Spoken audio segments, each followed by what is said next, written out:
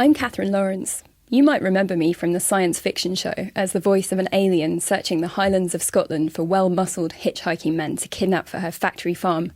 I'm really a vegan campaigner with a background in law and environmental planning. Back in 2002, I visited the island of Borneo and travelled through the rainforest to an orangutan sanctuary.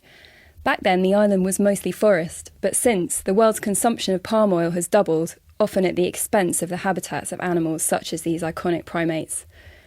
Here in the UK, some animal advocates react by banning palm oil from their local vegan festival and try to convince the Vegan Society to throw palm oil products out of the trademark scheme.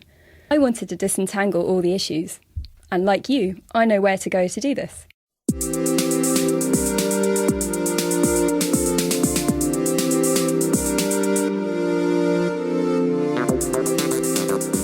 Welcome to the show, Catherine. What are the consequences for animals? The very devastating impact on the orangutans when they arrive, whether they're traumatised or whether they're injured.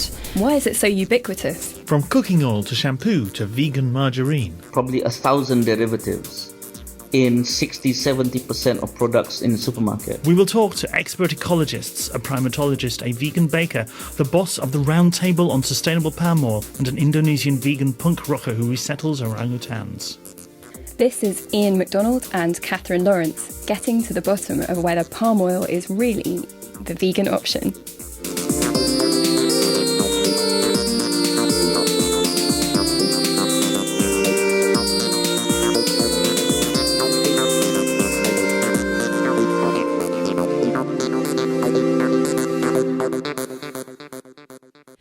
We were walking through and suddenly the forest came to an abrupt stop. British primatologist Georgina Ash. And we just stumbled across an area of illegal slash and burn. And there was still sort of cinders smouldering and, you know, the sort of proximity of human settlements and the orangutan habitat. The loss of the different equatorial forests affects all the animal species there. But for many people, orangutans symbolise that threatened biodiversity. They do have this absolutely beautiful fur that really illuminates when you sort of see them in the light. They have this incredible mental map of the forest. So they remember, and their whole movement is dictated by trees that flower and plants that fruit and at different times of the year. So that knowledge is passed on. Indonesian vegan palm oil activist Daniek Hendarto sings sweary punk rants like this one against palm oil. The title, I'll just say it and bleep it, translates as palm oil. When I visit Indonesian Borneo, I see how the forests have become palm oil plantations, and that is the biggest threat to the continued existence of orangutans in Indonesia. When they create new plantations, we have to, reluctantly, rescue the baby orangutans without the mothers, who are left behind to die. Usually it is when a mother has strayed onto cropland or something, and when they are discovered, they are chased off or beaten, or possibly machetes. They might starve to death, actually, because of the loss of habitat. The babies are then occasionally taken and put into the pet trade. Hunters trapping orangutans for sale is one way to open up the forest for the palm oil companies to remove the orangutans that they regard as pests. To understand why this happens, we've got to discuss global supply and demand. I talked to two experts. I'm a tropical ecologist and I worked at the World Bank for 23 years. I'd mainly heard of vegan ecologist Robert Goodland for his claim that animal farming causes half of the world's greenhouse gas emissions, over double what the UN Food and Agriculture Organization say. Malaysia and Indonesia are the biggest destroyers of rainforest for oil palm, and you've seen all the smoke that's irritated Singapore and southern Malaysia. Malaysia and Indonesia are equatorial. They share nearly all of the island of Borneo. Indonesia is a massive archipelago of thousands of islands. And you might remember me travelling through continental Malaysia in a previous show. Together they produce 88% of the world's palm oil. Africa is catching up. That's where the new oil palm frontier seems to be. I also talked to Professor of Geography Eric Lambin from Belgium, an expert in land use change. Oil palm is the crop that is experiencing the fastest rate of expansion since at least 2000. And it's very clear also that this expansion is mostly taking place as a monoculture and at the expense of natural tropical forest that usually are very rich in biodiversity and also store quite a lot of carbon. Can I ask what is driving the demand for palm oil? It has such a low labor requirement and a very high return per hectare. This is somehow trumping any other land use in terms of profitability. These farmers do not have to do much. They just plant these trees and wait for a few years. They go once a year with their tractor and collect the fruits and sell it at quite a high price. So indeed, it's a very tough competition against the other land uses. So palm oil ends up in food, cosmetics and biofuel. Let me bring in Darrell Webber, Secretary General of the Roundtable on Sustainable Palm Oil, who, given his job, obviously gives palm oil some qualified support. He asks if we can expect poor countries not to use their resources. Palm oil is best grown between a narrow band on the planet, which is 10 degrees north and 10 degrees south of the equator. With the exception of Singapore, you will find that there are no developed countries in that band.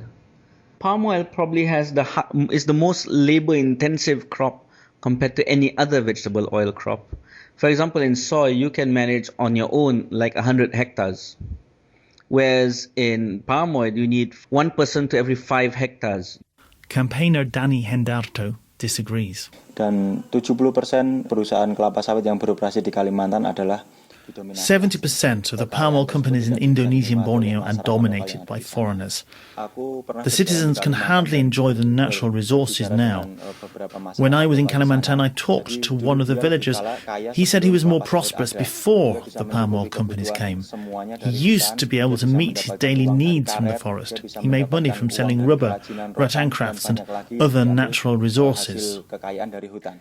A big part of the problem is that Indonesia is particularly corrupt. In the bottom third of countries for both rule of law and corruption, according to Transparency International. Dan perusahaan kelapa sawit seharusnya membayar. And palm oil companies should pay taxes, but most of the time they don't. I think Danny makes some powerful arguments to leave the forest standing, not just for the sake of the animals and long-term health of the planet, but for shorter-term human well-being and livelihoods too. But are the alternatives to palm oil any better? If we decide to boycott palm oil, would there be other sources of oil for the products that currently use palm oil with today's population?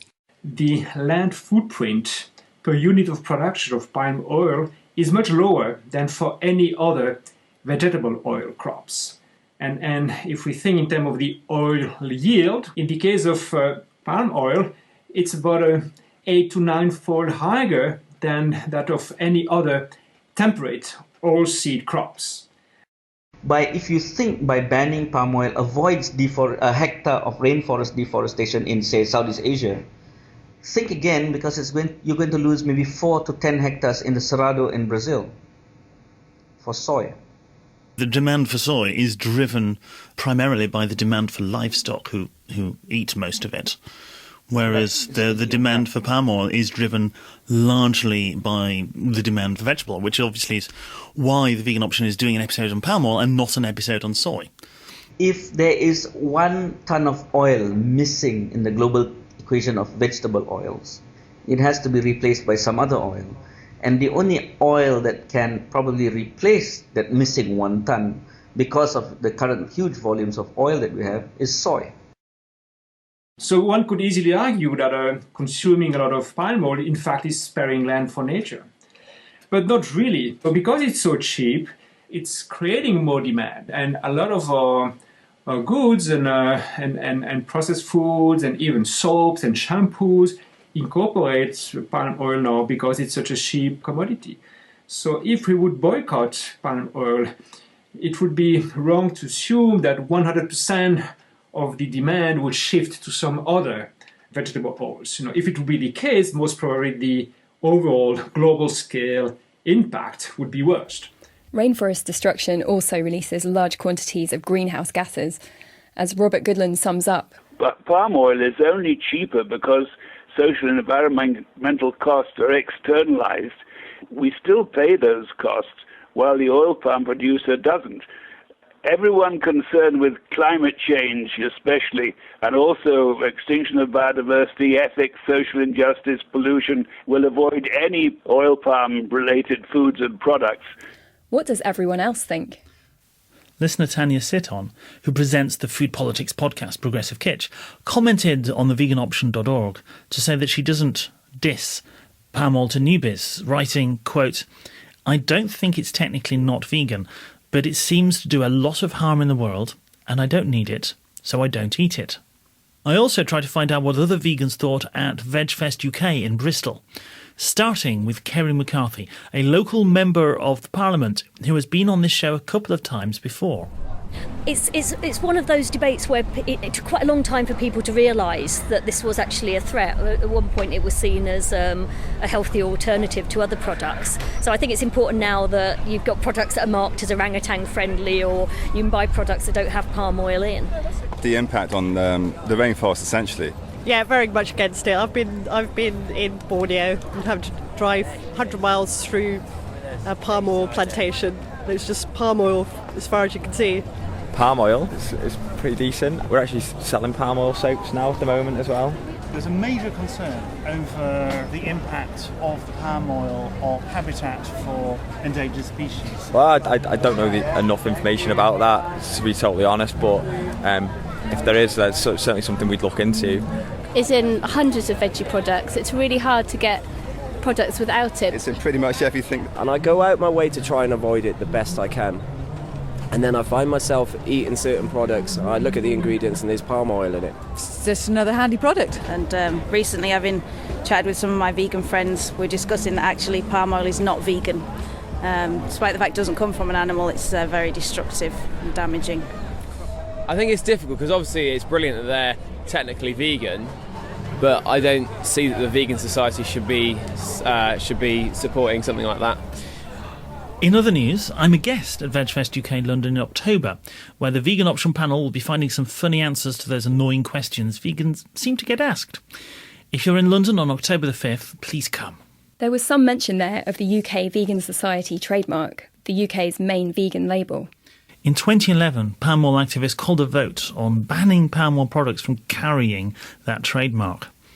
The then chair of trustees, George Ridger, said it was a bona fide plant product, and the problem was with the production means, not with the palm tree itself. Palm oil can be cultivated in a sustainable way. In fact, small-time farmers in Africa have been growing it for hundreds of years in perfect balance with the environment. But unfortunately, the big multinational companies don't want to buy from small-time farmers. They want to have vast plantations. Some of the vegans at VegFest UK said they had trouble avoiding palm oil.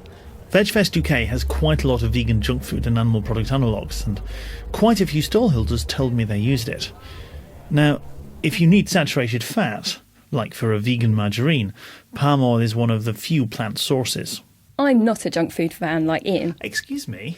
But I do like my Eritrean food, and they traditionally do use it. Well, I wanted to discover why so many vegan products had palm oil, so I went to the London suburb of Brixton to the vegan bakery of Melissa Morgan, aka Ms Cupcake. You know, we here at the bakery would like to tell everyone that we are 100% palm oil free, and we certainly do not use palm oil as a raw ingredient in anything that we produce. However, we're in a bit of between a rock and a hard place, because every single brand of dairy-free margarine that is available in the United Kingdom may contain a percentage of palm oil. And obviously it's a huge concern for me as a vegan business owner and as a vegan myself. I'm in contact with the manufacturers every single month, like clockwork, on the phone and through email, asking them, can they let me know how much a percentage they have. I think, you know, the sort of main brand may contain up to 14% palm oil in their soya brand, and may contain up to 17% palm oil in their sunflower brand. What about coconut fats? One of the bakery that uses that. I tell you, when I'm at home, I certainly use things like coconut oil. Avocado is an amazing ingredient which you can turn into a frosting as well. And there's loads of other things that can be used on a small scale. The problem is all of these alternatives are exceptionally expensive, and when we looked at converting all of our icings to using coconut oils, we not only would it put our pricing point up by 90 additional pence. From $2.40 to $3.10, so from $3 or $4 to about $5. And in addition to that, we also now would not have an ambient product. We should be able to have a vegan margarine that does not contain palm oil. So I feel actually, as someone who is trying to evoke change in the world, that it's a much better situation for me to say, we want to use your product, this is how, and by consistently badgering the companies, I feel that, eventually, hopefully, they will start to listen. Many other non-vegan margarines, especially in Europe, also contain palm oil, as well as containing dairy and other animal products with their much higher pain footprint for the animals they use directly. But given all the issues we've heard about, is there such a thing as ethical palm oil? We heard from the Roundtable on Sustainable Palm Oil, or RSPO, earlier. It includes campaigning groups as well as corporates.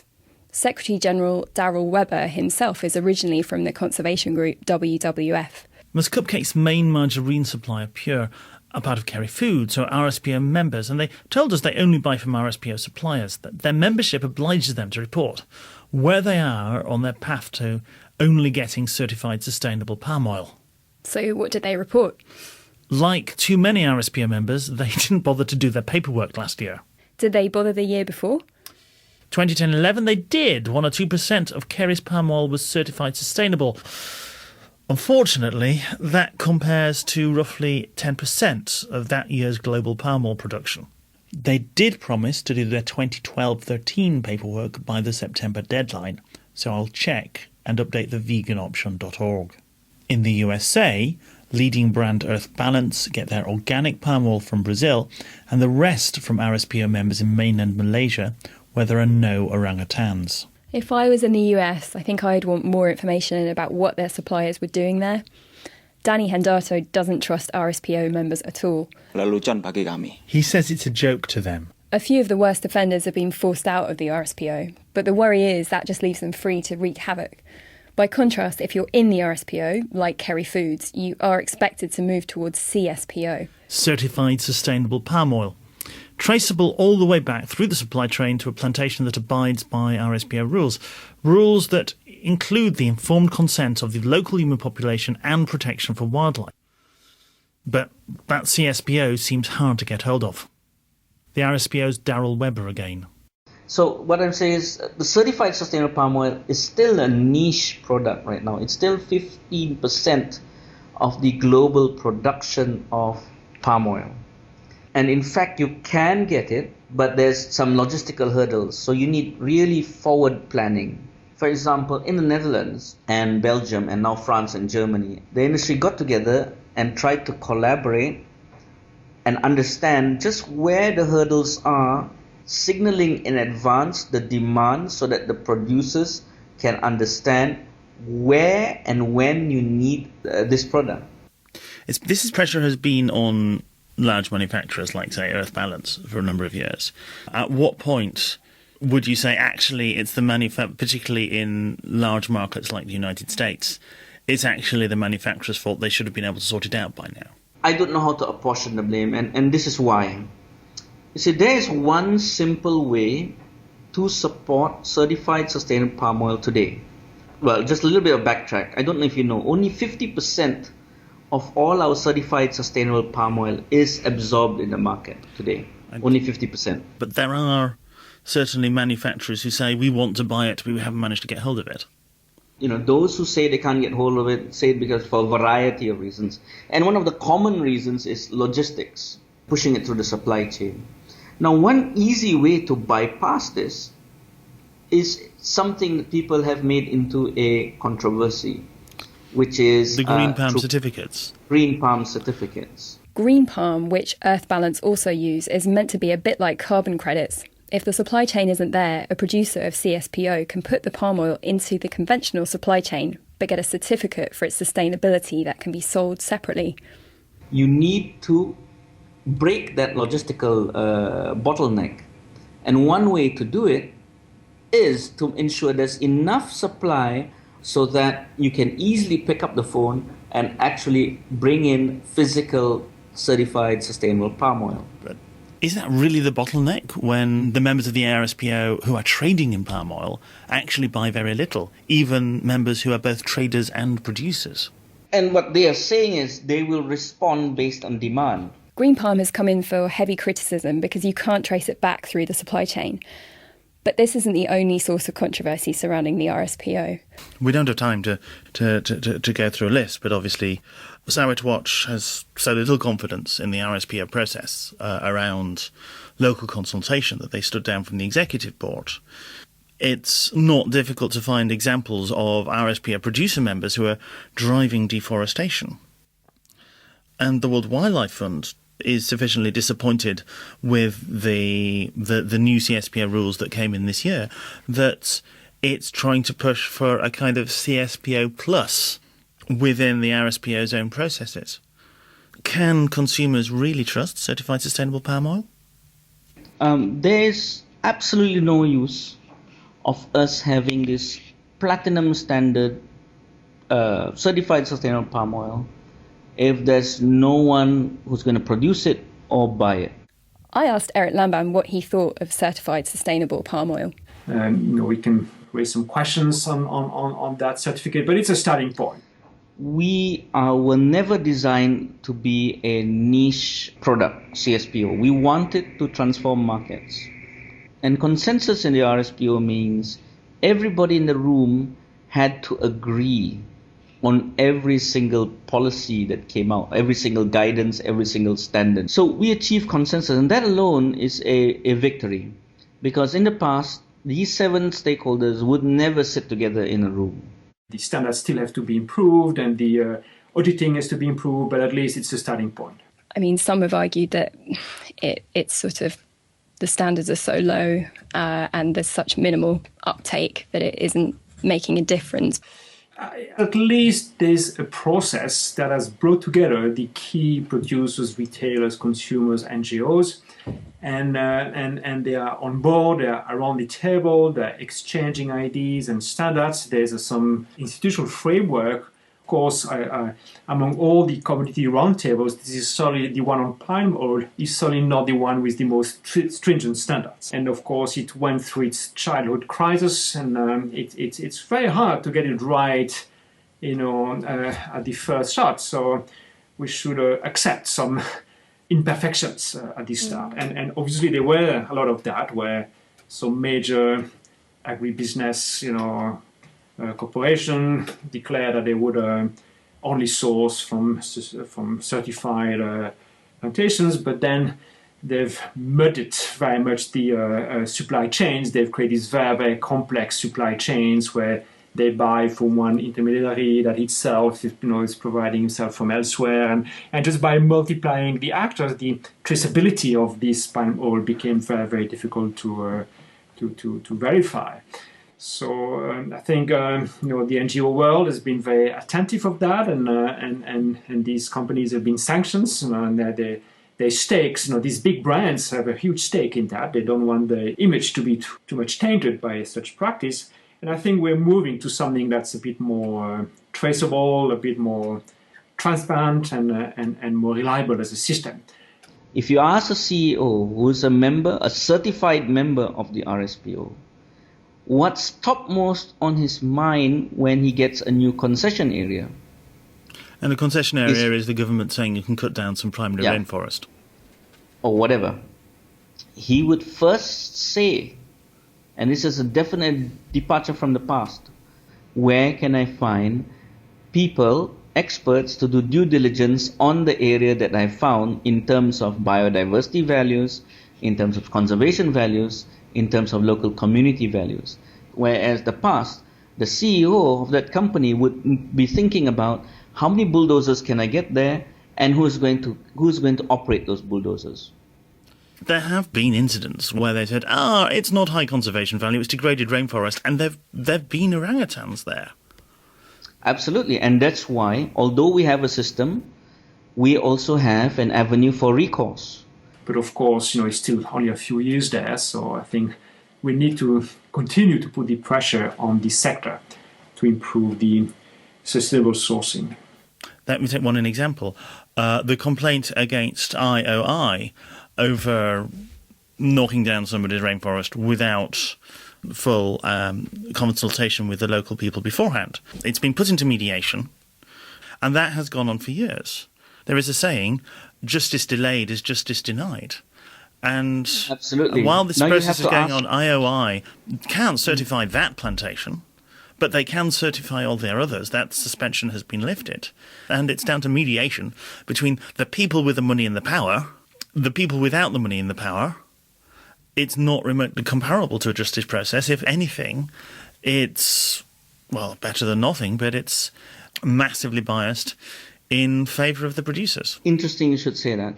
I will say this publicly. The process has been delayed because of delays from all parties.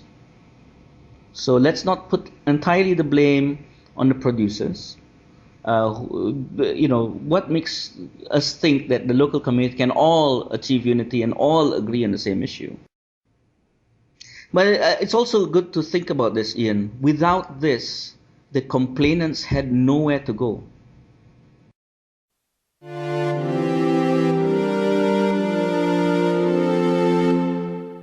We've skimmed some issues and haven't had time to discuss the tenth of palm oil that goes into biofuel, the kernel husk, 4% by value, that often gets used as animal feed, or any health issues. But Catherine, what do you think?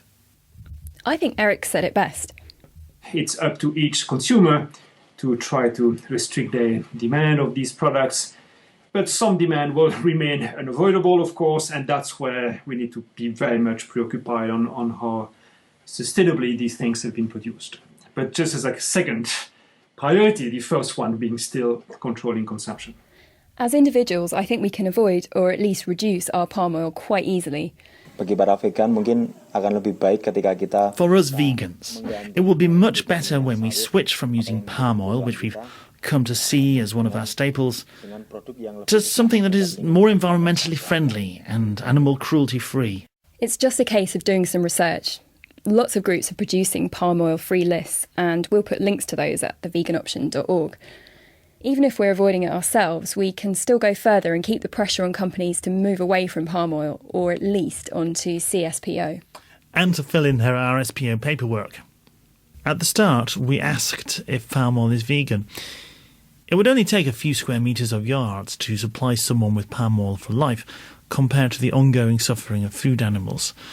The suffering habitat loss inflicts on sentient beings is real, but orders of magnitude lower than the products we generally consider not vegan. We should also remember that vegans have a dramatically lower land footprint. Primary forests need a broader solution. I don't see how we can ask poor countries to maintain biodiversity and carbon sinks for the whole world for free. Ms Cupcake has a threat to makers of non-dairy margarine. If the margarine manufacturers don't get off their rear ends and produce a product that does not have that harmful impact on the environment, then for goodness sake, I'm going to have to go invent one. A hand up across my chest, I swear to you, if it's not done in 5 years, I will go into margarine production and make one.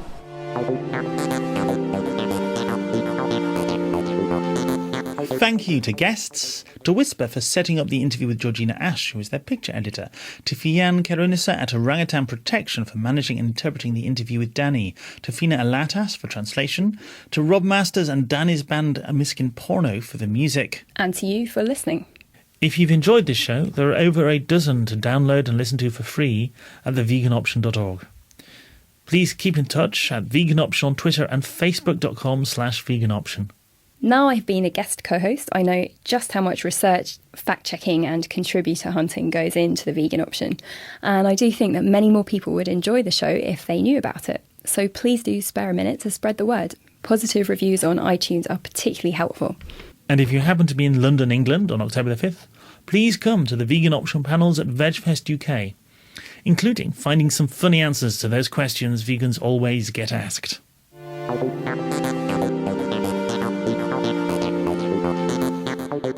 Copyright us.